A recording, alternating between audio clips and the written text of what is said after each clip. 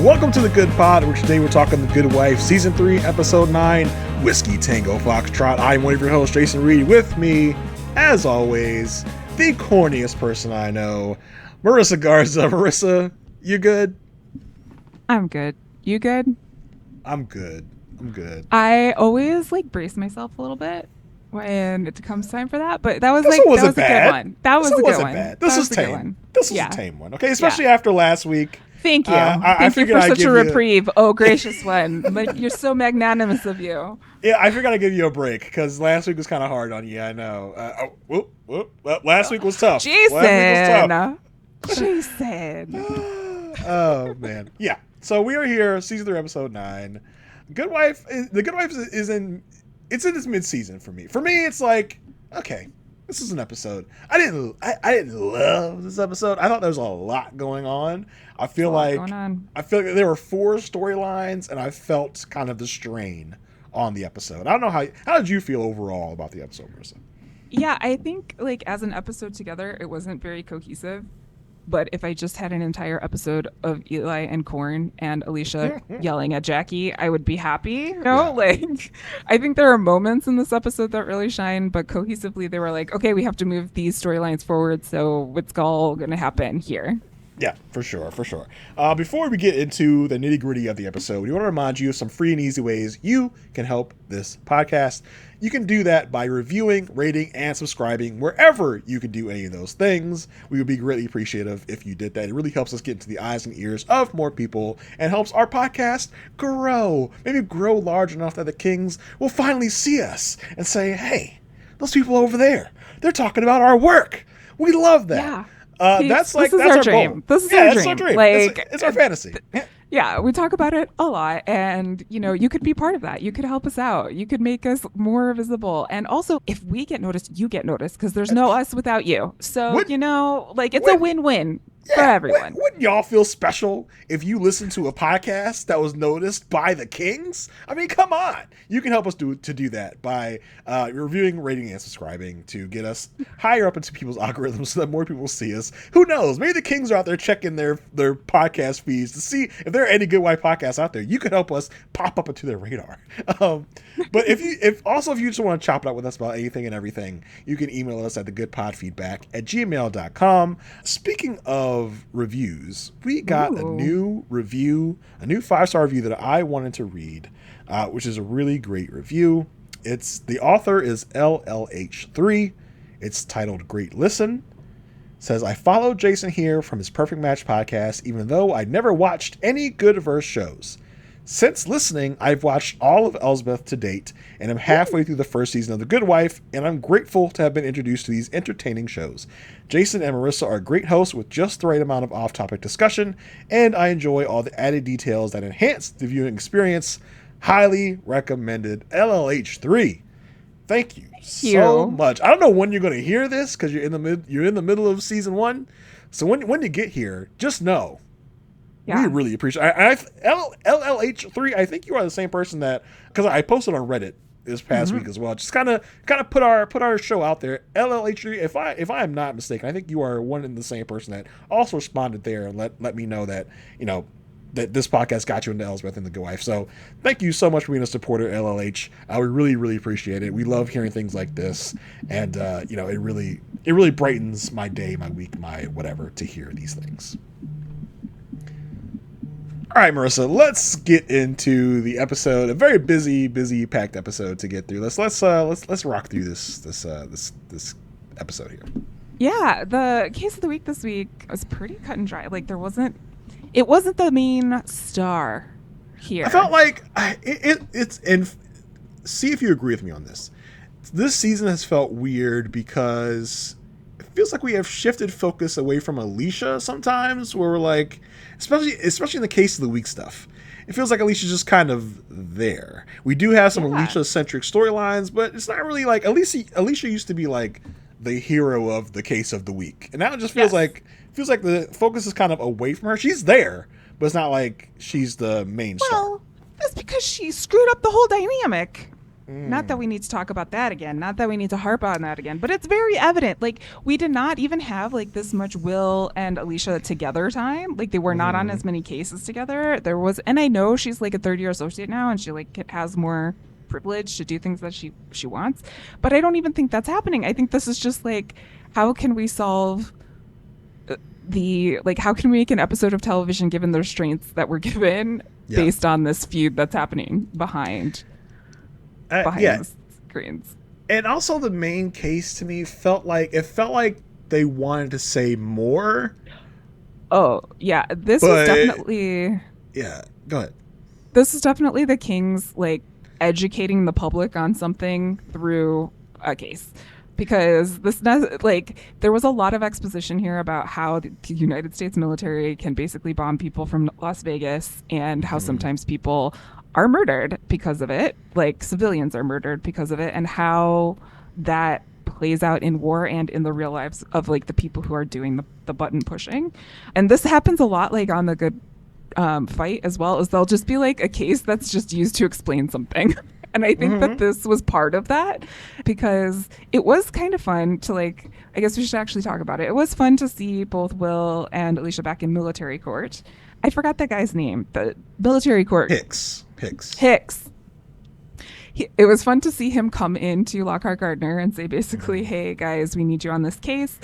We have someone who has been accused of 12 counts of murder. It was like, you want me? But basically what happened is she works for the unarmed something. The drone like people. Unmanned drone something or other. Something or other. Yeah. You know, the drone people. And she like identifies a target and then presses the button to make the bombs go boom. That's basically what she did. And one of these bombs that went boom ended up killing 12 civilians. And so now she's being brought up on charges for murder about it. And she wants civilian support because she thinks it's going to help her case. So Hicks is like, cool, I know just the people for you. It was so weird because Hicks comes there. He's like, she wants civilian support. I was like, okay, why? They don't really get into that. I guess she doesn't trust the military to give her a just defense. Okay, cool. I kind of implied that. And then he goes, and I figured I would come to you guys because you would do the least amount of damage. I was like, what does that even mean? Yeah, I don't know. Yeah, it was very confusing, but it was just like, okay, so we're doing this. It's kind of like where I was like, okay, I'm here. During this meeting, Kalinda calls to tell Will, like, hey, like, cause he's kind of like, are you sure we're the right people right now? Like, this is the thing. But he gets this phone call from Kalinda saying, hey, the state's attorney's office is really backing down. Peter's not even on it anymore. You got nothing to worry about. Go do something nice for someone. Go ahead. Just go do something nice. And then all of a sudden Will's like, okay, cool. We'll take it. Yeah, that was so weird. I was like, I don't know why we needed this weird justification for Will to take this case. It was odd. Because like I said, we've noted like for the past few episodes since Will has been like made known of this investigation, he's been a little, crabby. But it felt like this was kind of like I can be back on my bullshit now. Let me go F with the people in the military court. Let me go have some fun. Like it was weird. Yeah, and I mean he kind of takes that attitude to when he goes to like visit the client with Alicia. This very formal greeting he gets from the defendant. Her name starts with an E. Ooh. Yeah, they don't. I think it was Elise something? Yeah, that sounds about right. Yeah, we'll just call her the defendant. She was a lieutenant. I feel like they really kind of missed the mark. Sergeant. She was a sergeant. We'll call her sergeant. They kind of missed the mark there by not like having someone a little more famous, I guess, do that, because I didn't get much from the defendant. It felt more like, and the Good Wife does this a lot. Like they tackle the issue was more of the star than the defendant, right? Like this felt more like it was less about saving this person. It was more about the topic at hand.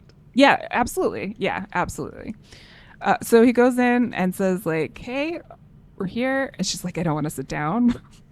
But she does like tell them sometimes there's delays. And my supervisor knew of this delay. So they were like, okay, cool. We'll question it. And as they're getting up to leave, the sergeant says, and he's asked the question, Sergeant. She's like, are you going to take this case? Do you want me to take this case?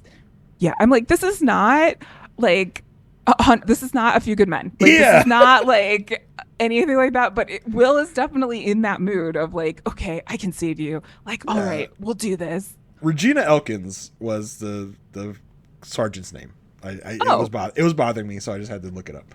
call. Yeah, it just the whole tone of this part of the episode to me always felt a little off. Always felt a little weird to me. I don't know why. And by the end of it, I feel like I feel like you guys wanted to really dig into this, but it felt like a half measure to me. It felt weird. I don't know what it was. It just felt like they weren't really going as hard as they wanted to for some reason. Yeah, agreed. At the end of this, though, does come an important question. Like, why is this person getting charged with 12 counts of murder when, unfortunately, civilians get in the line of fire and are killed many times on the battlefield? And are those people brought up with charges? No, not so much. So this is kind of the way they're leaning. And so court opens, and we again see our friend, Colonel Lenora Kuhn, presiding.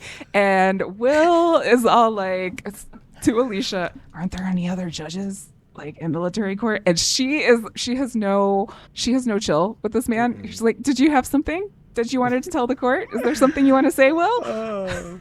Will, do you have enough sass for the whole class, sir? Can you say what you were saying? Go say it with your full chest, my man. Like, don't go whispering it. Say it. Say what you got to say to me, my man. Go ahead. And like, I love just Will being like so caught. Like, he doesn't even lie. He's just like, you must know, Judge. I said, aren't there any other judges in this court that could take this case? Because I'm sitting here looking at your stank ass again after last time. Like, I was like, oh my God. But I also enjoyed very much her response to him, because she's like, yes, there are, and I'm here. Happy days. I'm so happy. This is so great. And she asks, like, hey, do you guys want to do anything before the panel, which we talked about before is the jury in military court, but before the panel is called. This is, again, Will sneaks a little whisper to Alicia saying, you better take it because this lady, like, hates me. And she calls about it again. And her answer to that, he says exactly what it was to that, was also so great, because she says, you wound me. Oh, my God. It was so great. It was so great. So they want to have a witness transferred over, Ventura, who would know about the delay. That was brought up by the sergeant before, and the prosecution has no problem with this because they've already transported over as a witness for the prosecution. So it's a little awkward. Uh-oh. So when Ventura's on the stand for the prosecution, he's like, listen, there was no delay. The defendant ignored the warning. And at this point, Will's like, there's no way that we can say this right now because we haven't established the fact that there was a warning to be ignored, basically. And there was another moment between him and the judge, because the judge, should I? Maybe? And Will's like, are you gonna? She denies the objection. There's this like whole Cold War between the judge and Will. Like, the judge is like, I effing hate you, so I'm just gonna go against everything you want. Like, it was just like so unspoken. Just like, I just don't like you, so I'm just gonna not let you have what you want. It was so funny. It's so ridiculous. And so, I mean, just to kind of crystallize the issue, right? The argument, because it got lost on me a couple of times. Like, the argument is that Regina was pretty much called off of doing this strike onto this village by her upper command. But for whatever reason, which is not even really spelled out for us very well, I think on purpose, we don't know if she ignored it, she didn't get it, she says it was delayed and she did not receive it in time for her to stop the strike. But her upper people are like, no, there was no delay. Her co-pilot was also saying, no, there was no delay. She just ignored it and just went ahead with it anyway. So I think that's what is like really at stake here. Like, that's what the question is. That's why she's on trial. It's just like, is this her fault, or could this be blamed on on a programming error by the drone software, or by something else, or by anything? Was there anything that prevented this person from getting this warning to ignore, making the call? And at the end, Alicia is questioning Ventura as well, and her response to that question is, like, we talked about, civilians die a lot because of drones, right? Like, this isn't the only time. And like, you consider yourself, when you're making those calls, you consider yourself on the battlefield. So how is this any different than when a soldier kills a civilian in the line of fire on the battlefield as if they were actually on the ground. And the judge does not like this. She really kind of yells at Alicia about this. But it's a good question. It's a good question to ask. I think they're like really trying to push up to the line of what's okay in military court versus what they could get away with in city court. But it's a good question. And the judge is like, Miss Floric, the judge don't know about new attitude Alicia. The judge does not understand. That's true. Alicia is now like a badass. Okay, so Alicia's not. She has bangs. She is banged out in more ways than one. Okay, so the judge does not understand that she's dealing with a new Alicia Floric here. She thought she's going to get out of it by not having to battle against Will, but Alicia is like Will Jr. in a way. Like, so Alicia is learning from the master to how to be a smartass in court. So just like, this is Floric, and also the fact that these I think Alicia says these things happen so much. These people, the civilians that are killed on the battlefield, are called squirters, right? I'm like, oh yeah, I'm like, yeah, not cool. Did not like that. I don't like that. I mean, I don't doubt that is language, unfortunately, that is used in our military, but I did not enjoy learning that fact. Mm-hmm. Yeah. So we get another witness on the stand, Andrew, the military analyst from Langley. He's basically telling everyone that there's an algorithm that also is part of, quote unquote, the kill chain. Like, there are people who have to make decisions along the way before this woman presses the button. And part of it is this algorithm. So again, I think this is at this time, we have to remember it's like 2012. Like, Obama was droning people. Okay. Like, this was something that was really going on in the world. And I think that, like, the Kings used this opportunity to say, this is what's going on behind the scenes. Like, this is how this works, so you can understand all of the things that could go wrong, all of the, like, both sides of the story in this way. But I think they're definitely trying to tell us, like, this isn't great, because an algorithm is not unbiased. Like, I gotta tell you, it's probably a bunch of white men that made that algorithm. They're not going to take things into consideration that people of marginalized communities might take into consideration when creating an algorithm for a quote unquote kill list. Yeah, and the guy basically, explains that there's almost like this mathematical equation to figure out how much collateral damage is acceptable. How many civilians are we willing to kill based on our target? Like, because they talk about this other case where a prominent target was killed, where a lot of other civilians were killed in that case, and Alicia's like, well, why wasn't anyone arrested in that case? And the guy's like, well, the guy we were after is basically worth 9 civilians, right? But this guy in this case that we were after is not worth 12 civilians. Right. Like, it's so weird. They say, like, if we gotta kill some women and children to get after this guy, we'll set the number at 10 for this target. But if it's another target, we might set it at like 5. Well, if it's any more than 5, we'll not do the target. But if it's in an acceptable range, we'll go ahead and do it. And what I can't understand is that we see at the beginning of this episode, we see kind of part of that playing out. Like, we see numbers being put. Is there no fail-safe that says, hey, the algorithm says this is not a sanctioned, like, this is not worth civilian life. So even if she did press the button, it wouldn't work.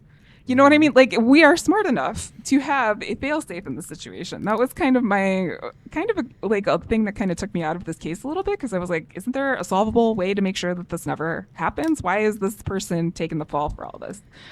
But anyway, we're at this point in the case, and Will is, I think we should argue sexism, because how many women are in the jury? And I think, like, everyone who's working in this division right now is all men. And Hicks is like, you could do that, but the defense will be considered whining. It's not really going to go anywhere. It's the military. And, like, he has a point here in many ways, but if Will were arguing this in his courtrooms that he's used to, this would be a very viable strategy.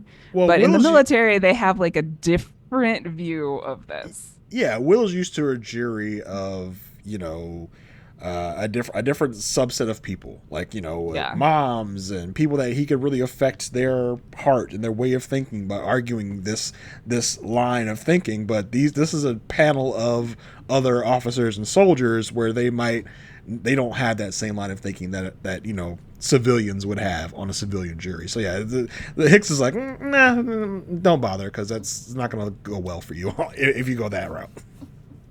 Yeah, he's not wrong. No, spoilers. No. He's not wrong. before he gets to question Ventura for the defense, there is a roommate on the stand, Regina's roommate on the stand, who basically says that Regina was taking Adrofan, which is a stimulant that is used apparently by people who need to work second shifts or like are up all night to stay up and things like that. And so she's like, she's taking the stimulants. It can make her jumpy. It can make her miss details, things like that. And Alicia gets back and is like, yeah, but where'd she get them, Nora? Like, where did that happen? And I just was like, Nora, did you not think this through? Like, yeah, did you Nora, not understand where this was going? Why are you here snitching on yourself, Nora? This was not a good idea unless you were, forcefully subpoenaed. But either way, like, that's not a good look for you, Nora. Yeah, not a good look. Not a good look. And Alicia, again, pushes all the way to the brink of where she could go. She's like, isn't it an open secret that people in the military take this all the time? And the Colonel Kuhn is Floric. Like, again, like, what are you doing? Who are you? So they decide to put Hicks in charge of questioning Ventura for the defense because of one, Colonel Kuhn hates Will. Two, Alicia's gotten a lot of Mrs. Florix. And so they also think that this defense would come better playing from him. He's very nervous about it. At the beginning, he's not even looking anyone in the eye. He is just asking, like, hey, isn't it true that this person is a female and this person is a male? And Ventura's like, don't you hate women? Yeah, basically.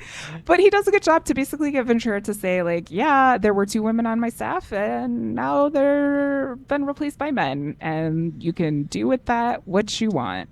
And this is basically the main defense that they have for this woman is she got kicked out because she's a woman, and also she was on pills that everybody takes.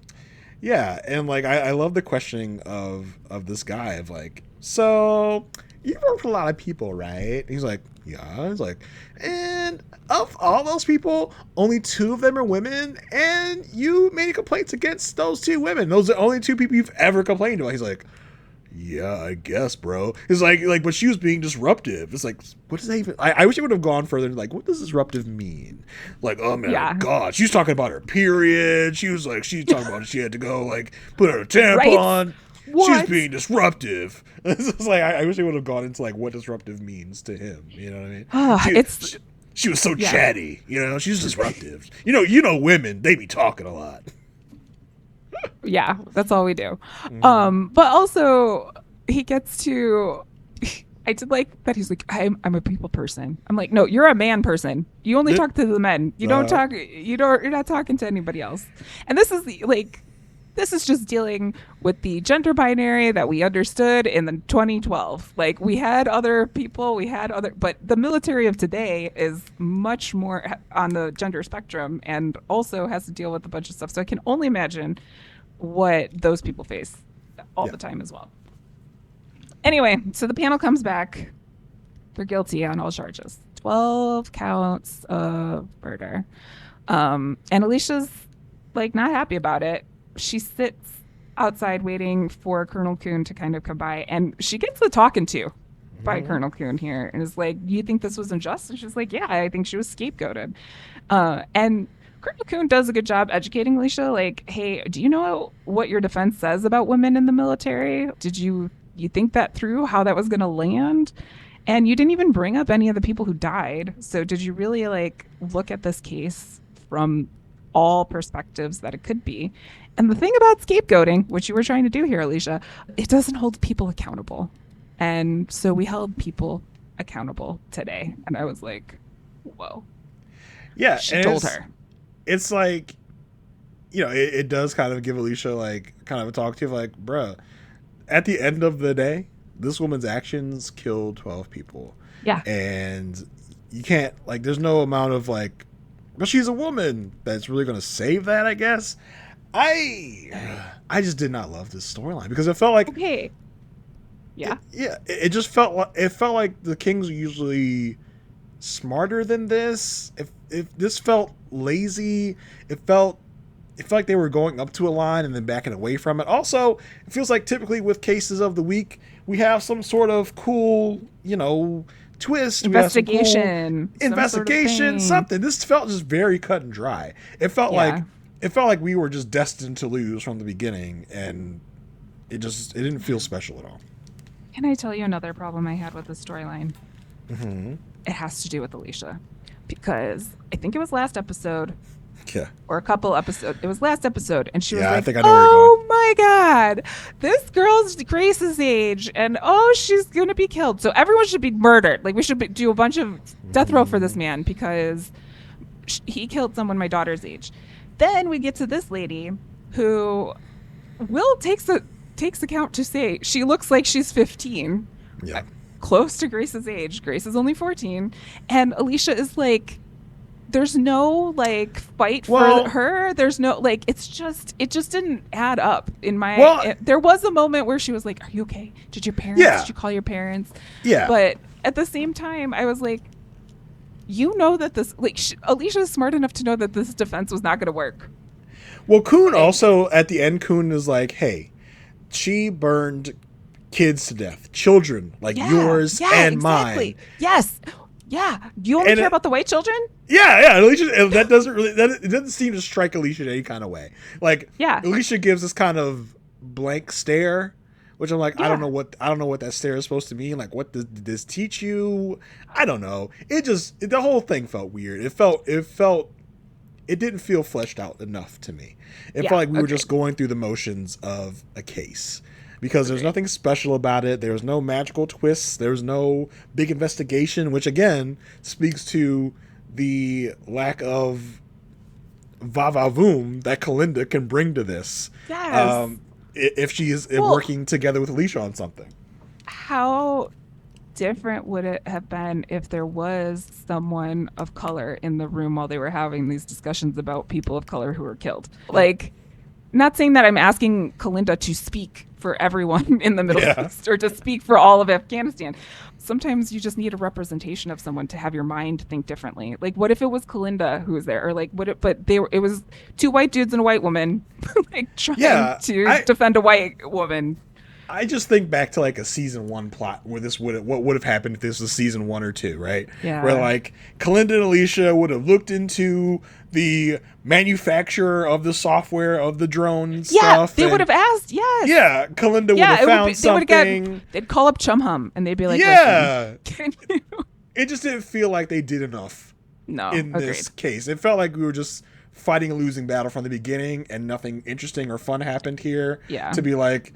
It felt like they did this whole storyline to be like, but women are like discriminated against, right? And it's like, yeah, they are, but sometimes they should not they okay. No, but but sometimes it's justified. Held accountable. Sometimes they're held accountable. Sometimes it's not about the fact that it's a woman. It's just the fact that she did something wrong, whether or not and we still don't really have the answer to the question. Did she do something wrong, or was it the software? Which I guess I know they didn't want to give us a direct answer to that question, but it felt like it just felt like something was missing from this. Like the conversation about the algorithm could have gone a little bit deeper, and would have gone a little bit deeper. It's not like they don't know people who could work for that, but and also like I don't think the fact that they were civilian lawyers really benefited this person. No, you know what I mean? Like it didn't bring made no anything difference. Special to the table. Yeah, and I know we've talked about it to death, but it does feel like the fact that we have to give Kalinda a whole different storyline really kind of divides things up and gives us less time to spend in each storyline, because it feels like now we have to isolate Kalinda in this other storyline with Eli to give Eli a storyline as well. It feels like the expansion of the cast in this case, in this episode, kind of hurt the episode in a little bit, because it feels like we now have to give Eli his own storyline, which really just kind of stretches everything out and gives us less time to do what we want to do with things. That's just the feeling I'm getting from this episode. Yeah. Speaking of Kalinda, she was in a couple of other storylines in this one. I guess we could say that there was a case of the week and then a developing case of the week, because Will's investigation by the state's attorney's office continues to loom over our characters here. And Dana is playing Kalinda. She thinks she's playing Kalinda like a fiddle. Like she's just like, oh, Kalinda, I've got you in the palm of my hand. She thinks she is, but then me at home, I'm like, Dana, what do you think you're doing? Because this isn't working the way you think it's working. Like, you think you're doing something here, but you're doing nothing. I don't know what you think you're doing. And it's also creating like this super weird vibe because there's a scene where Dana calls Kalinda from Carrie's office and she's like behind his desk and got her feet on. And I'm not against that, like in any way, shape, or form. But then Carrie's like, got her on speed dial, dude. You know, and I'm like, what is going on? What is the vibe here? Like, First of all, I don't know what is happening. First of all, I'm on a cell phone.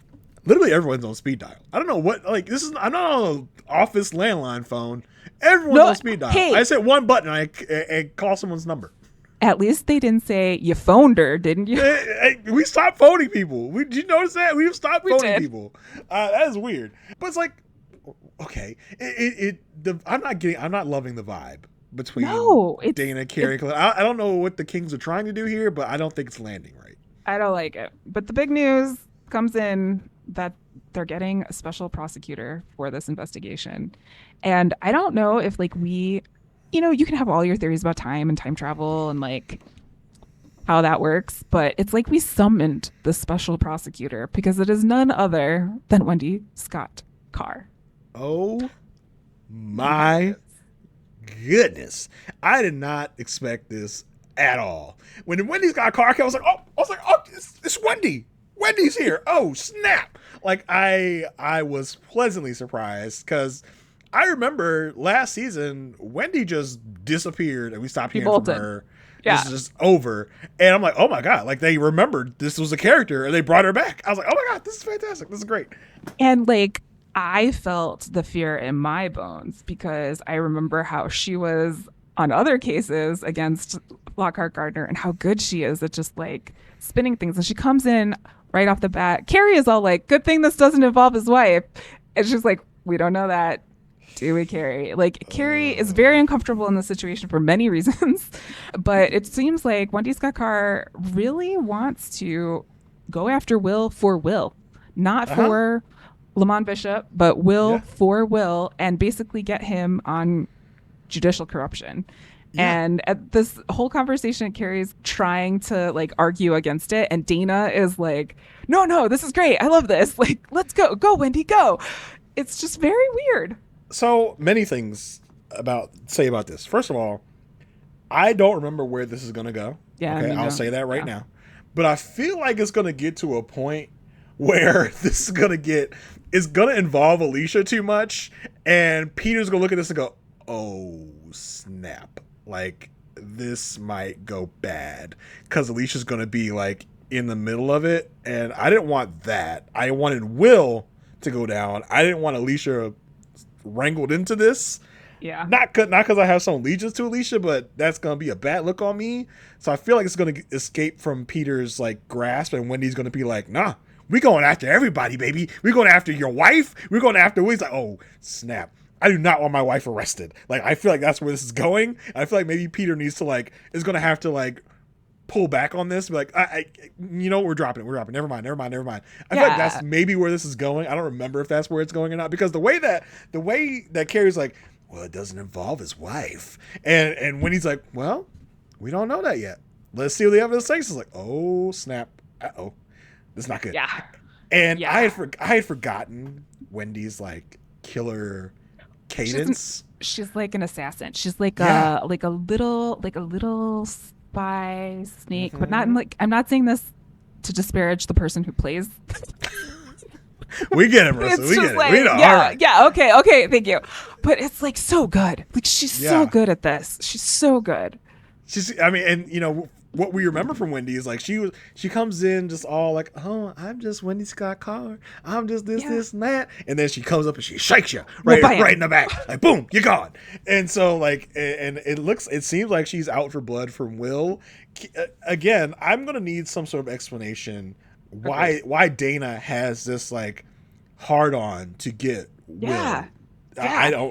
There's got to be some sort of secret relationship there that what, like, she's gonna come up to Will like, you don't remember me, do you, Will? Like, you remember 10 years ago in Baltimore where you and me were lovers and you just dumped me one day. remember when I was first hired by the state's attorney's office, like all those years ago, and they never Yeah. told me about you, but then like it was on this case that I was on. Yeah, because I've been here. I've been here for years. The Will. whole time, I've Will. been here the The whole whole time. time. Yeah, I swear, I've been here. Oh my god! And so yeah, so this is gonna go into some interesting territory, and it's like this has moved super fast Yeah. because last Carrie heard this is about Lamont Bishop and Yeah. And getting Lamont Bishop through Will yeah, Gardner, and now it's like nah, plan has changed. We're not because even it after was Bishop.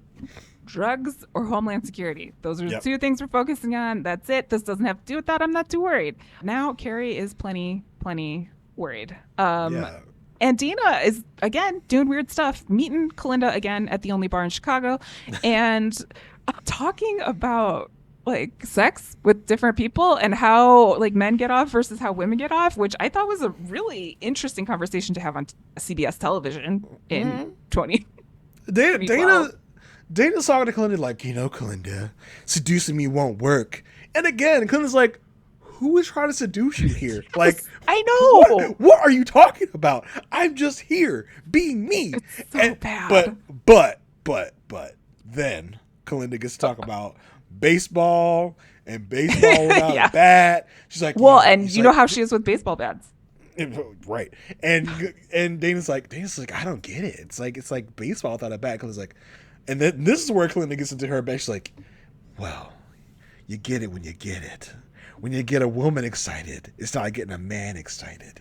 It's not aggressive. It's slow. I was getting into a trance. I was like, say more, Kalinda, say more. And it's like, and then I was like, oh, I kind of get it now. I kind of get what Carrie's talking about. It's like, you don't understand what's going on. Like, she's seducing without even meaning to seduce people. She's seducing me through my television. She's like, it's slow, it's suspenseful. It's like, oh my, tell me more. I was like, I get it now. Yeah. Yeah. And then like the next question is just like, do you want to hurt Carrie? And I was just like, where are we going with this, Dina? Yeah. She basically tells Kalinda, like, hey, Wendy Scott Carr is on the case now and we're going after Will for Will. But then Kalinda's really either playing super drunk or what, I don't know what it is, but they're like, the show wants us to believe that Kalinda took Dina home. Well, basically. I mean, Dana is, I guess, pretending to be drunk. In Right, this moment. exactly. Yeah. Like stumbling and shit. Yeah. And then we cut to a scene with her Dana in bed. And then she rolls Yeah. over and it's Carrie. And the thing that really bothers me, like this really bothered me. Why are they talking about what Kalinda said when they're naked in bed together? Like, are they bringing her into this situation? Like, what? Yeah, like, yeah. it was just without her consent, without any of this stuff. Like, it's just weird. Like, they are using Kalinda to get off on each other, and I did not enjoy it. I did not enjoy it. It makes me feel really weird about Dana. Because it feels like Dana is now using this to get in with Carrie, and it's weird because Dana knows that Carrie has this thing for Kalinda, so she's using that to get to role play with Carrie. Kind of, it feels. It weird. was like, I was just like, she wanted me like this, and I was like, what is going on? Yeah, it's like Dana. I don't know that you have to try so hard. I think you just need to be you. Carrie's pretty simple in this department. Yeah, I feel like you don't need to do this. I think you feel like you need to, but I don't think you do. I think you are way over inflating this Kalinda Carrie thing. I think you're listen, Dana. You're a beautiful woman. I mean, you got it going on, girl. I don't think you need the Kalinda stuff to get Carrie into bed. But and I would love to hear more from Carrie about this. Like, I guess he's he's into cool. it too. Yeah, no, he's because cool. what did she say? Yeah. How did she he's into it. And so I'm like, are you also then using Dina? Are you fantasizing about Kalinda while Dana's in your bed? Like, what the hell is going on? Like, I think he's letting Dana use Kalinda, and he's not saying like stopping it. He's not stopping it, but I don't think he needs this. I think Dana is this. Okay, the whole Carrie and Kalinda thing was fun when it was flirting in seasons 1 and 2. Now it's gotten weird. Now it's gone to a whole other place, and I don't love it. It's odd. Yeah. Yeah. Wendy Scott Carr arrives to have her meeting with Diane Lockhart, and I just have to say, in this entire episode, Diane is like a mom with 80 kids. It's so I sympathize with her so much sometimes. There's so much going on in this episode, and Diane is not a central figure in any of it, but she's the best part of every storyline. I don't understand how that happens. It's because she's affected by all of it. Like, she's not like the main character, but she's affected by the fact that Will loses the case. She's affected by the fact that Wendy Scott Carr's in her office basically saying, hey, guess what? We're coming after Will for this investigation. And then also Dana and Carrie are waiting outside like little kids this entire time. I don't really, but the way let's get into what Wendy Scott Carr is actually saying. Just to mention first, like Carrie's like, this is where I was sitting, waiting to get fired. But I got fired. And Dana's like, oh yeah? She like takes gum out of her mouth and puts it on the seat. Like, we get it, Dana. You really want Carrie to like you a lot. It was weird. So weird. That was just a fun little moment that they had where I love when Carrie's back in the Lockhart Gardner offices. Same. Yeah. It feels fun when he's back there because he feels uncomfortable, and that just like that shows it right there. But also, I know that there is a time he could switch at any moment. Like if things were right, he would never leave that office, and that's always fun. Like, I'm always waiting for that moment. So Wendy Scott Carr does her Wendy Scott Carr thing, and she talks to Diane, and she's like, "Hey, I'm going after judicial corruption, and I think that Will Gardner is the nexus of this." And Diane is like so cool as a cucumber. She's like, the funny thing about prosecutors is that you take assumptions as facts. And she's like, you could help us, Diane, by talking to us. And she's like, how do you know? How do you know I'm not part of it? And she's like, oh, yeah, we don't know. We don't know. But we could find out. And Diane again does an A+ job at this. And I just was like, I know in the back of her head, she's like, I'm going to kill you, Will Gardner. Like, what the frick is going on? Yeah. Like, and so again, I need to walk through this. Wendy Scott Carr is saying that Will is setting up judges. Correct. Right? Yes. That through the pickup basketball game that we mentioned we've seen when we first saw this, we were like, this is weird, right? Like, this is odd. So this is actually providing a lot of dividends that we didn't even realize were going to come out of this. So what she's saying is Will setting up the judges with bookies at these games, getting them into big gambling debts, and then when the debt is due and the judges can't pay, the bookies are like, hey, I'll forgive the debt if you give these clients of Will Gardner a lesser sentence when they are in front of you. So that is the accusation. That is what Wendy that's what Wendy thinks is going down. Yeah. Well, whether she thinks it is or not, or this is just, she's just making this all up out of nothing, out of conjecture, we don't know. We're not sure because this is the first we are hearing of this. Like, we got a little kernel of it last episode with Judge Baxter stuff. But yeah, it's kind of like they took Will's gambling problem from Baltimore and his involvement with Judge Baxter and kind of conflated the two, made it into one, made up a story. Like, hey, I bet this is happening. And then just brought this whole thing, like, and they just kind of stoked it up. Is what I'm guessing, because I don't think this is true. I don't know. I don't think this is true either. It is crazy that this has become a thing now. And I think Will knows that that's the angle that they would take, because he says to Kalinda in the last episode, like, I think they know why why it looks like I'm bribing judges, but that's like not what's happening. And he also can say, like, remember that time when I told Tony Goldwyn that he can't invest in private prisons? Like, I like, he was in the basketball game, he did the stuff, like, we know he's not playing it that way, but it's not going to stop Wendy Scott Carr from asking the questions and moving forward. And at the end of the scene, just again to point out how weird this is, Kalinda stops by and says hello to Dana and Carrie, and it's just like the weirdest vibe. The weirdest. And Dana now has Kalinda's jacket on. Oh, like, yeah. Yeah, because remember last episode, Dana was like, nice let me see the label of your jacket. And now she has that jacket on. And it's like, Dana, girl, don't be this person. Don't do this. Like, this is beneath you. Come on. It was easy to hate Blake. I want Dana to not be this. Like, I understood Blake being Blake, but I don't want Dana to be like this. And it's just annoying that she is. Yeah. Yes. Yeah. That's a good comparison. Like, Blake was created for us to hate. Yes. I don't want Dana to be a Blake. Yeah. Like, that's crazy. Side note, Blake is on Ginny and Georgia on Netflix, and it was real. It took me a good like 5 episodes to stop hating him before I knew he was a Blake different character. Blake was on The Masked Singer a couple What? seasons ago. Yeah, Oh my and god. I knew it was him. I called it because I don't know why, but I know way more about like Scott Porter than I should, which is the guy that plays this person. He is like, I think he's even like a friend of Rob Has a Podcast of like he knows Rob and everything. Like he's Oh. a Survivor fan, so I don't know Oh. why I know so much about this man. I don't know why when I heard this man on Masked Singer, I was like, that's him. Because I know that he was a singer and I know that he was a football guy because he was on Friday Night Lights as well. So it's like, Yeah. I know way too much about this man. I do not think I should be pointing him out as Masked Singer. I don't know why I know this much about this man. But yeah, I'm a low key Scott Porter fan. It's okay. I'll allow it. Thank you. Okay, so after this meeting with Wendy Scott, Diane is she's pissed. She's like, Kalinda, where's Will? It was like parking the car. Also, how do you know that? Like, it's 2012. There's not like you're like really stalking people yet on apps or anything like that. But she knows. And Diane goes, she walks, meets Will in the elevator, and does not. I let said him out. not. I said not the elevator. The elevator. The elevator is a sacred place. I know Can't it's like do that. Not the elevator, Will. Not the elevator. So she takes him outside and is like, listen, they're investigating you. He's like, I know. They're going after me. They'll go Lamont Bishop. She's like, no.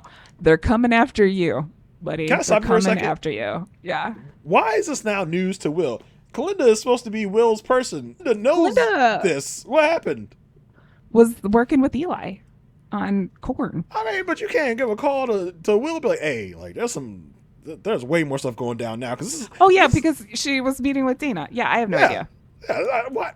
Kalinda, you got a job to do. You're supposed to let Will know. You're not supposed to let Will get blindsided like this with Diane. She was like distracted by like the Dana of it all. She's And the fact she's that probably Dana's sitting- becoming like a stalker of hers. Yeah, she's probably sitting wondering, like, why is Dana trying to become me? Like, why is she like Yeah. have this thing for me? I don't understand. Yeah. Yeah, I love this like Diane Will moment. This is like so good. It was so good. It's also like anytime there's like, I love the secret meetings in that little courtyard. That's always good. But Diane, she's like, I don't want you to say anything. I don't want to know anything. But you're going to take care of this and you're going to make it go away. And he's like, make what go away? She's like, Alicia, you're going to stop sleeping with his wife and you're going to make it stop now. And I was like, ooh. And he's so pissed because he knows she's right. Like she knows that this is part of it. And he hits one of the poles outside in the Yeah. Oh, that had to hurt. But I we was keeping it cute last episode with the little, I'm calling in the the sexual harassment guy to F with you because I know that I know. But now it's like, no, we're not like doing this no more. We're speaking it out. Yeah. You are effing this man's wife. I love Diane. She's like, first of all, it's wrong because you're her boss. Okay? Yeah. That's number one. So Number two. Take the state's attorney thing out of it. Number two, she is the state's attorney's wife, bro. Like, it's wrong and not smart. Like you are in such in the wrong in multiple arenas in this. Well, you and need to cut like, it the F out. we have to put ourselves in Diane's shoes as well. So she gets there, Stern leaves. There's a power struggle for the firm in general. Then Will brings on this dude from Baltimore. Bond comes in. She's still there, like waiting. They go through their fight. They make up. Bond leaves. They finally get to a place where Will and Diane are kind of like a team here, and they're still always the worry about money. But Diane is like, no one is gonna F with this plan. Like, this is mine now. Like, she's taking real ownership of what she's built and what she's had to go through, and I don't blame her. But I can just imagine she's upset because her friend lied to her, or like, and Will is saying like, no, I didn't do it. She's like, I don't want to know about it, but I don't think that he did do it. But well, she's like, of course this isn't true. Like, I know it's not true. Yeah, but exactly. the state's attorney's trying to F with you because you're effing his wife. Like that's why this is happening. You can't even refute that, Will. Like, and she's like, you need to cut this out. Do you understand me? Like she's mother. She's mama bear. Yes. Like, cut it out. Cut the shit. Yeah. Stop it. That's It what I'm needs to end saying. Like now. this entire episode, I'm just like, oh my god. And it's so funny because in the conversation that with Wendy Scott Carr asks her, "Do you have any children?" And Mm. she's like, "I didn't birth any, but I'm It's pretty like sure I've been it's like parents." kinda. I got this little boy Will here. He's like a teenager. This is Yeah. going around effing people who shouldn't be effing, and I gotta run after him and correct Yeah. his mistakes. And yeah, it's just so crazy. And Will's just like not even talking to Alicia about this. Will's just like, No, because right. because he finds out this and then goes right into military court and Mm-hmm. sits there. And again, I get annoyed when it's like the only time that they have to talk is when they're in the courtroom and they're sitting next to each other. Yeah. But like the show gives you that, like, he looks over and you think he's going to say something, but he doesn't. And he had that opportunity in the last episode during the sexual harassment training. Yep. Yeah, he's not saying anything. Yeah. It's gonna come back to bite him. It's gonna come back to bite him. For sure. All right, we got 2 more things to wrap up this episode. And they're the most amusing parts of this episode for me. Kalinda accompanied Eli to DC and along with Diane so they could lobby for the cheese bureau, the cheese people. There's a lot of like odd traveling this episode. Like, Yeah. I don't know why they need to say they were in DC. Like, just say you're in Chicago, because there was no like, hey, I'm on my way back from DC. I'm on the plane back to DC. They were just back in Chicago, just randomly. Boom. Like, Yeah. they're just right there. Yeah. So what's happening is, do you remember the food pyramid, Jason? I remember learning about the food pyramid in elementary, middle school. Yeah. I remember all that. Yeah. Yeah, I had to memorize the food pyramid. And sometime around this time, they replaced the food pyramid with my plate because it was easier to like look at things. But Cheese was not happy because they were relegated to the dairy section, which was in a cup. And they're saying, look, people don't put cheese in a cup. This is bad news for us. We can't be here. It's like, you don't put baby in the corner. You don't put cheese in the cup. You don't put cheese in the cup. So there's this hearing and it's like not going well, but Amy Sedaris plays Stacy, and she's supposed to be a aide for the agriculture secretary, basically. It's like, don't worry, like the pyramid's coming back. It's great. Like don't even worry about it. Like you have nothing to worry about. And I love the casting of Amy Sedaris in this role against Alan Cumming. It's so great and so beautiful. Yes. Amy Sedaris, who is not Tracy Ullman, and Tracy Ullman is not Amy Sedaris. Yes. Who when Tracy Ullman guest star on the show, I thought it was Amy Sedaris at first, but no, they are two separate people. And I can't say I'm like the hugest Amy Sedaris fan. I don't know a lot of her work. Like, I know she's recently like on The Mandalorian, playing a really fun character on that show. I know she's like her big break is like Strangers with Candy, which I know of. I've heard the name of, but I've never really watched it. I think she's probably like a big improv sketch person. Yes. Yeah, she's from that world, and she shows up in a lot of different places and a lot of different things, and is beloved by many people. I mean, I think at the Tonys, the person who won for outstanding actor was like, and I'd like to thank Amy Sedaris, who never lets me forget how important she is. She's around. But she's just a great partner for Eli when he is like this, because Eli is in it. He's like, the cheese, we have to win the cheese.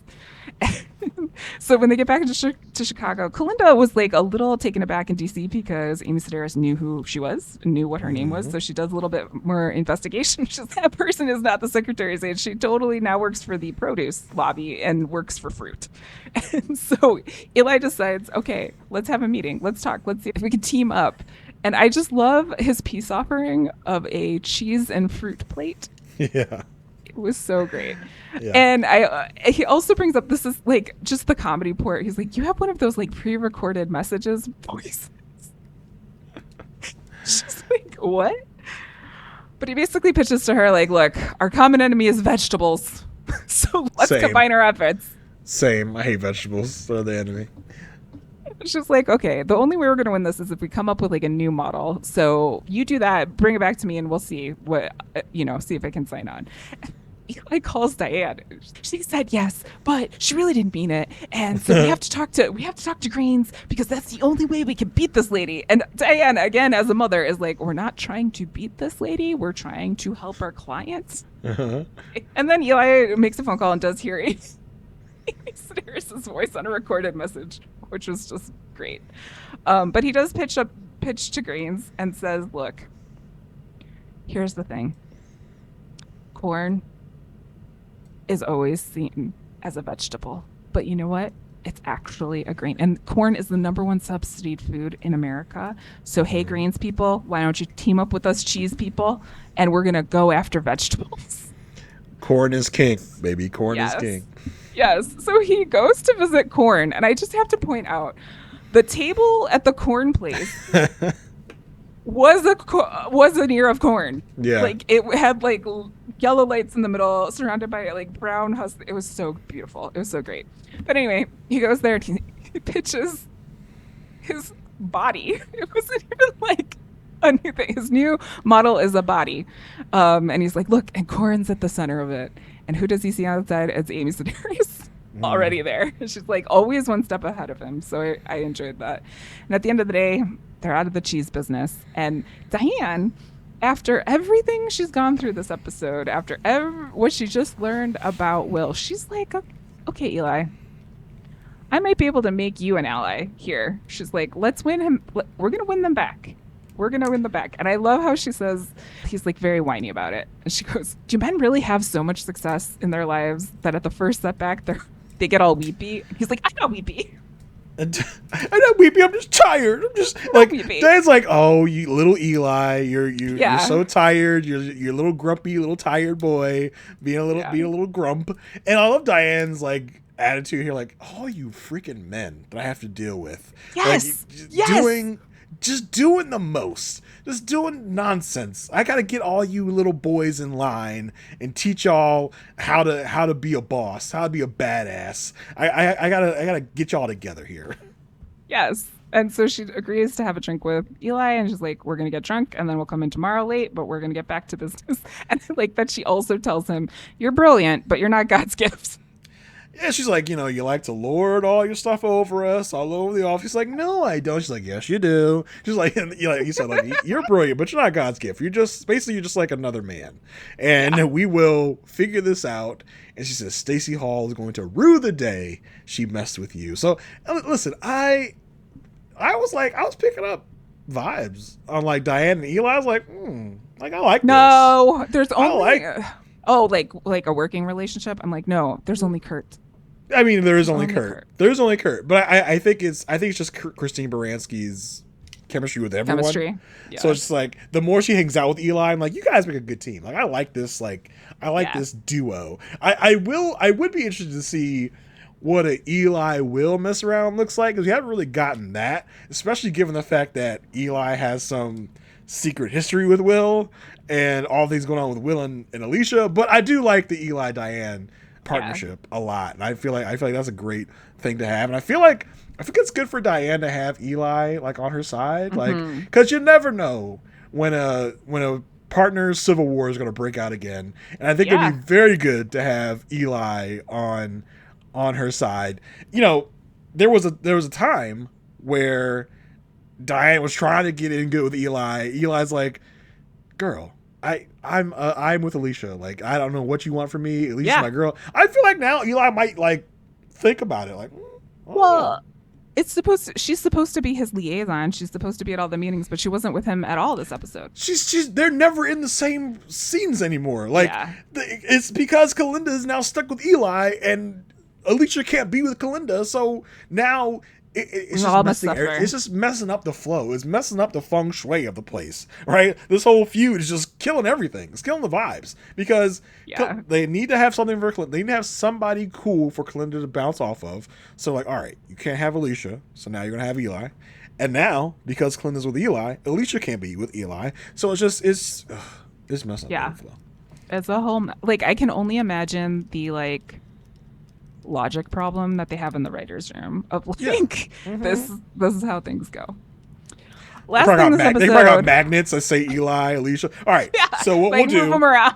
yeah, is we'll take in this episode we're gonna take Kalinda out of the Eli story. We're gonna put Alicia in the Eli story. It's like and a then we're football gonna play, but it's yeah. TV. And they're going to move Kalinda over here with Diane for this episode. And we're going to have Will over here with Eli and Alicia, like because you can never have the Alicia Kalinda magnets in the same area. It's like you say, it's like the logic puzzle. Like how can we make an episode and not have these two magnets ever intersect? Yeah, I really think it really damaged the show. Like, Yeah. and like it. I think there's an alternate timeline where this didn't happen, and it was. And it's a better different show. I'm still loving the show. I love I'm enjoying it. Yeah, what I'm of getting. course.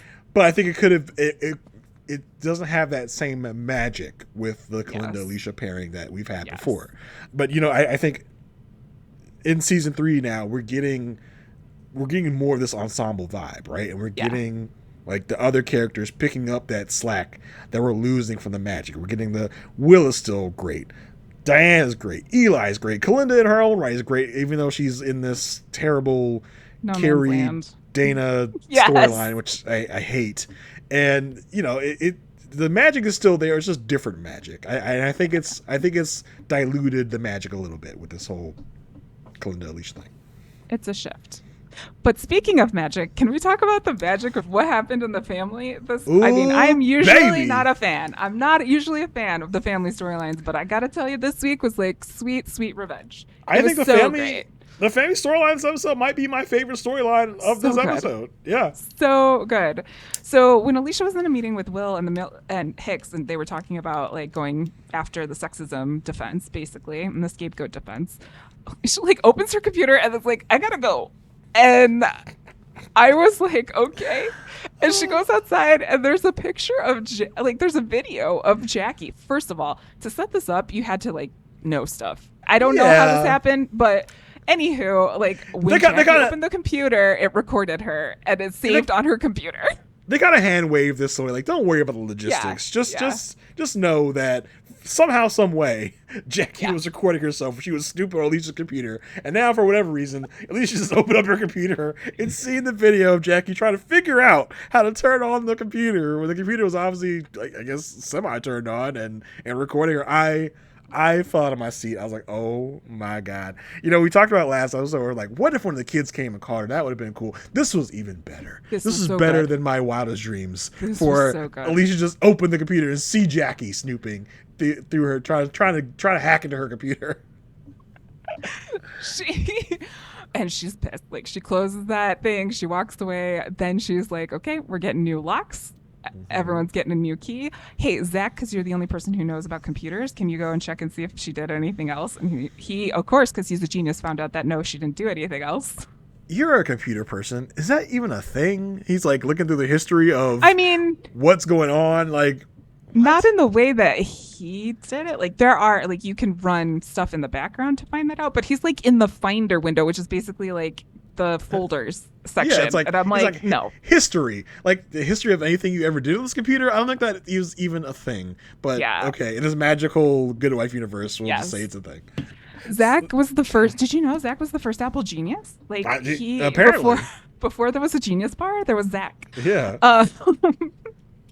And so the the kids are asking what's going on, and Zach figured it out because obviously his mom asked him to look at his computer, and was like, what's going on? And Alicia says, I think your grandmother wants sole custody. What's going on? And Grace says, is there anything on there? No. I was like, Grace, why are you doing this? Like, why? What did Jesus tell you to do this? Like, what's happening? But Alicia does make a face like, is there anything on there? Like, it's like, actually, I didn't think about that. I don't know. I'm not sure, Grace, but as far as you know, no, there's not. And then it's time for Jackie to come pick up the kids. Before we get there, though, Grace and Zach leave the house, and Grace it's like, Grandma, she's such a bitch. I was like, it's like, Grace. Oh, my goodness. 2 seconds ago, I'm like, what's going on? And then I was like, yeah, that's right, Grace. I'm like, Grace, do you think Jesus wants you talking like this? Like, oh my gosh, such a bitch. I was like, wow, that's a lot. That is a lot. I mean, she's grown up. She's got her opinions. She's got her space. I guess. But yeah, it's time for Jackie to come over. Jackie time. and her keys don't work. And she Oh. can't get in. And Alicia opens the door. And she's like, "Hi, Jackie. Hello, Jackie.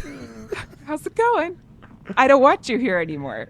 And Jackie's like so taken aback. She's, "You're hurting your children. They aren't safe with you." And then she totally rats out her own grandchildren. She's like, "Zach is dating Eli Gold's daughter," which isn't 100% true at all.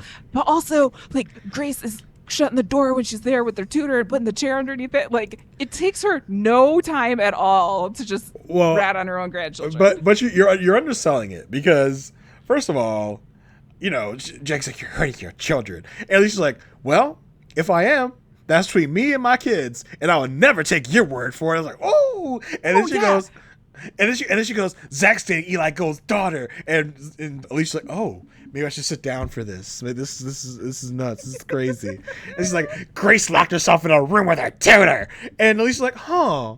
That's interesting because there's no lock on Grace's door." It's like, "Oh shit!" And then Jackie's like, well, she's putting a chair up against the, like, Jackie, you're just lying at this point. Yeah, you're just flat out lying to freak Alicia out. And it's like, Alicia's like, these are some of Alicia's best moments, where she just serves people, just serves them for filth, buries them with just like her attitude of like, "All right, I don't care what you're saying. Like, blah, blah, blah." She even says, like, "What do you got on me?" Like, okay, let's hear it. If I'm so dangerous to my children, what do you have on me? And at the end of the scene, this is like right out of like therapy, like what therapy thinks you can do. Like when you're in therapy, sometimes like my therapist is like, "You can do this." And I'm like, "Oh, no, I don't think I can have this conversation." But she tells Jackie, look at me. "You no longer have the power to wound." And I was like, "Ooh." Oh my. She closes the door and then she like thinks about it. She's, "Wait a minute. Okay, so she can't come in the house anymore." Because she also tells Jackie, I can't control what's going on with your son. I can't control what's going on with you, but I can't control who's going in my house." And now that we've taken care of that, she puts together that Jackie still needed to drive the kids from her place to Peter's place. So she goes in and is like, "Zach, Jackie drives you to Dad's?" "Yeah." Get your keys. We're getting your car." Like, fastest thing. And I've never seen Zach move so fast in my entire life. He's out the door faster. And then, but again, in my head, parking in Chicago is horrible. This is not a good plan. Like, you should just get the kid a CTA thing or have him, like, take cabs because he doesn't need a car, to be quite honest. But he's going to get one. Yeah, I mean, listen, the family civil war has provided Zach some dividends. We love that for Zach. Yeah, this was so fantastic. Like, I just love when Alicia just like kills somebody with her like sharp razor tongue, and it's like, "I've had enough of your shit." Like, boom, boom, boom, you're done in my life. And we've seen Alicia do this to Jackie before, and like, every second. If there's one person that Alicia does not mind smacking down verbally, it's Jackie. Like, Alicia hates Jackie, and she loves just like effing with her. And it was so good. And I really kind of love this like subplot that we get every few episodes of Alicia versus Jackie, and I can't wait to see the next installment of Alicia versus Jackie and what that's gonna bring. But yeah, like I think this is probably my favorite storyline of this episode because it was short and sweet, and it was very effective. Yeah, and it was super fun. Mm-hmm, for sure. Super fun to see. I mean, we always love seeing Jackie get her comeuppance, so it's always going to be a fun time. But yeah, that's our episode for this week. Mixed bag for me, but we'll see. We'll see what next episode brings. It was titled Whiskey Tango Foxtrot. It was. There were some WTF moments in here, true. So it did lead up to its name. Mm-hmm. But do you think we're leaning a little too heavily on our past storylines coming up? Because I feel like this whole season has been like, "Hey, remember this? Remember this person? Remember this thing? Remember this storyline? It's coming back. It's back. It's back." Are you missing the kind of originality of the show and like some original cases, things, or what? A lot of it, I feel like Kalinda's momentum was just like cut out from under her, and I miss seeing that.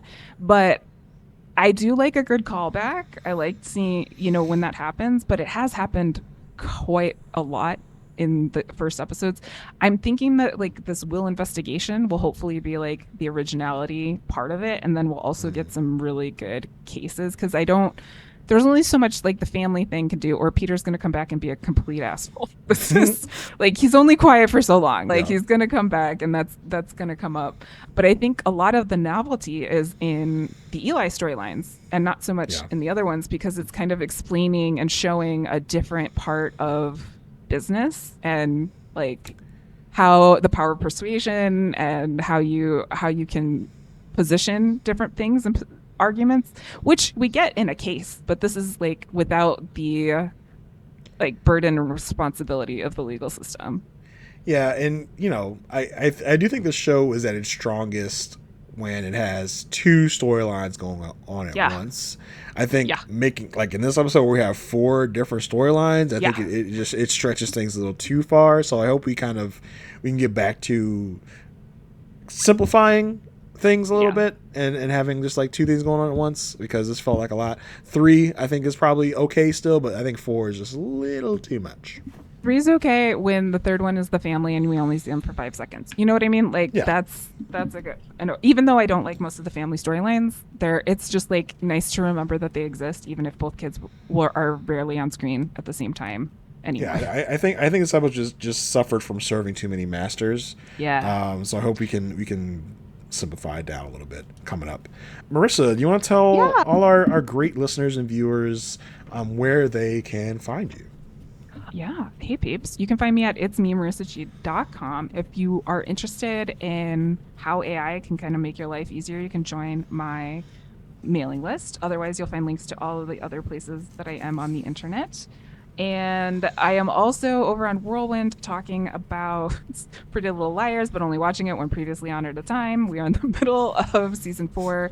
Guys, that show is weird. There's some weird dolls in there. I don't really know. Every time I see another previously on, I have no idea where this is going to go. So if you're into something like that or have watched Pretty Little Liars, I would suggest hopping over there to listen. The episodes are like 20 minutes long, if that. So, Jason, what do you got going on these days? You can always find me here, of course. You can also find me on my other podcast, A Perfect Match. We have a new Patreon we started up recently where we're talking about old seasons of Married at First Sight. We also are having some fun cast interviews from cast of previous seasons. So if Married at First Sight is something that you are into and like, which, our reviewer of this episode, LLH, came from that, so maybe they will be interested in that. We got some stuff going on over there. Marissa, do we want to talk about what we have? Yeah, we would probably do that. Yeah, because it's coming up pretty soon. So we got some like next week. Yeah, we Marissa and I have some special coverage coming your way. And Marissa, do you want to give the people the down? Because you're better at details than I am. Do you want to give them the that's, I think, debatable given by today's coverage.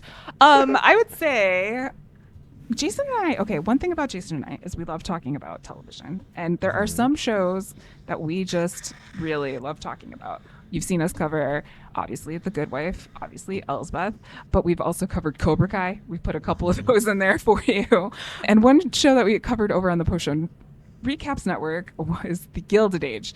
And we love talking about The Gilded Age because it's basically like Real Housewives, but for the olden times. And we're going to start coverage of The Gilded Age. The premiere starts this Sunday, and so we'll have an episode come out in early next week. And we're going to put the first episode here in this feed so you can hear it, but we're going to move everything over to the Gilded Pod. I know, guys. I know. We're really, really original. Yeah. I mean, well, when they're hearing this, will be probably. Oh yeah, it'll be that Monday. Tomorrow you might hear this. Yeah, it's on a Monday. We're recording the Gilded Age first Gilded Age pod tonight, Monday night. Yeah, the day it comes out. So you'll hear Gilded Pod. If you're looking for it, maybe you could go find it. Early this week. It'll be in this feed. Yeah. Just this episode will be in this feed. We're not going to torture people who don't want to listen to Gilded Age coverage. But if you are interested in the Gilded Age, there will be a separate feed for you to get those episodes. Jason, listen, our queen, Christine Baranski. And also leader Audra is from The Good Fight is also in that as well. So, I mean, if you're into Christine Baranski, like we know you are, you love yourself some Diane. She's also serving realness over on the Gilded Age. You think you love Diane? You're gonna love who Christine plays? Ada? No. Agnes? No. Agnes. Yes. It's Agnes? Agnes. It's You're Agnes. gonna love Agnes. You gotta know how Diane was this episode to Will. Oh yeah. That's how Agnes is to Ada all the time. Because she's like super worried. She's got old money. She's got to protect her old money. And It's very snooty. She only has, if you watch Downton Abbey, she's kind of like the Maggie Smith character of this world. But that's not the only thing we're doing, Jason. Yeah. We're going Listen, all our shows were just like, hey, why don't we all just premiere on the same week? Well, why not?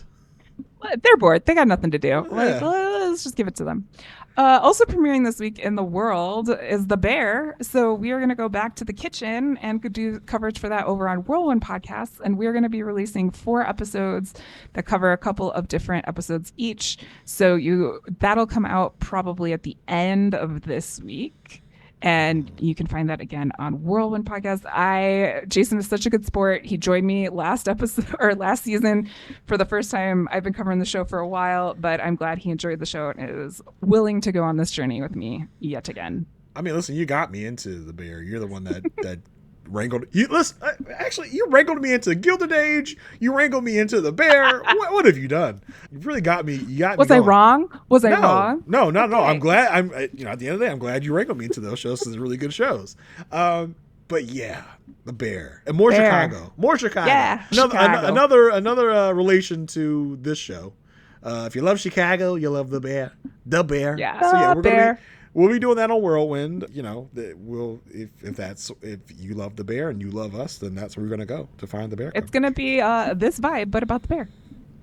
Perfect. Yeah, that's pretty much hopefully, it. Hopefully the bear is better than it was last season. Okay. Yeah, we'll see. I don't think we're going on any big trips. I think we're staying local. Yeah, that'd be nice. Yeah. So yeah, was a lot. If you like me and Marissa, you got a lot of stuff coming up that you can get into that you will love. Yes. But until next time, stay good.